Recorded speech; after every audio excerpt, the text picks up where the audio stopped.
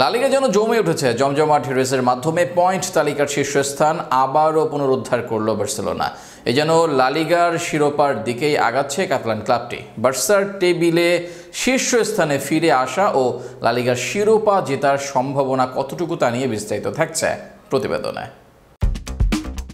মৌসুমের শুরুতে দাপট দেখানো বার্সা মাঝে হঠাৎই খেই হারায়, আর সেই সুযোগে অনেকটা পেছনে থেকে উঠে শীর্ষে উঠে যায় রিয়াল মাদ্রিদ। এ সময় রিয়ালকে সমান তালে টেক্কা দিয়েছে আতলেতিকো মাদ্রিদ। সবশেষ ম্যাচে জয়ের পর তো রিয়ালকে টপকে শীর্ষে উঠে গিয়েছিল দলটি, তবে তাদের সেই শীর্ষে ফেরাটা দীর্ঘস্থায়ী হতে দেয়নি বার্সা। লাস পালমাসকে 2-0 গোলে হারিয়ে শীর্ষস্থান দখলে নিয়েছে কাতালান ক্লাবটি।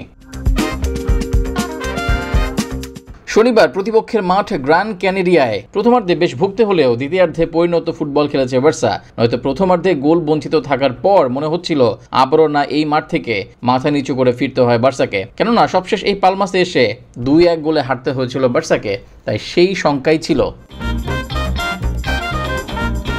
দ্বিতীয়ার্ধে তাই মাঠে নেমে প্রথমার্ধের করা ভুল শুধরে গোলের জন্য ছুটেছে বার্সা।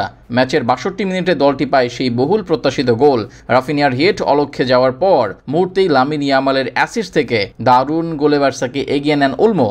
ইয়ামালের দারুণ এক পাস বক্সে নিয়ন্ত্রণ নিয়ে বা পায়ের শটে লক্ষ্য ভেদ করেন। এরপর লেভানডোভস্কি 2 দফা গোল করার সুযোগ পেয়েও কাজে লাগাতে পারেননি। মনে হচ্ছিল ম্যাচটা বুঝি 1-0 গোলে শেষ হতে যাচ্ছে। পরে যোগ করার সময়ে বার্সার ব্যবধান দ্বিগুণ করেন ফেরান তোরেস। বদলি নামা তোরেস রাফিনিয়ার পাস নিয়ন্ত্রণে নিয়ে 6 গজ বক্সের কোণা থেকে বা পায়ে জোরালো শটে বল জালে জড়ান। তাতেই নিশ্চিত হয় বার্সার জয়। এ জয়ের সুবাদে নতুন বছরে 13 ম্যাচ অপরাজেয় থাকলো বার্সা, আর তাতে শীর্ষে উঠে এলো হ্যান্সি ফ্লিকের দল। 25 ম্যাচে 54 পয়েন্ট নিয়ে দলটি এখন সবার উপরে। সমান ম্যাচে 53 পয়েন্ট নিয়ে 2-এ আতলেতিকো।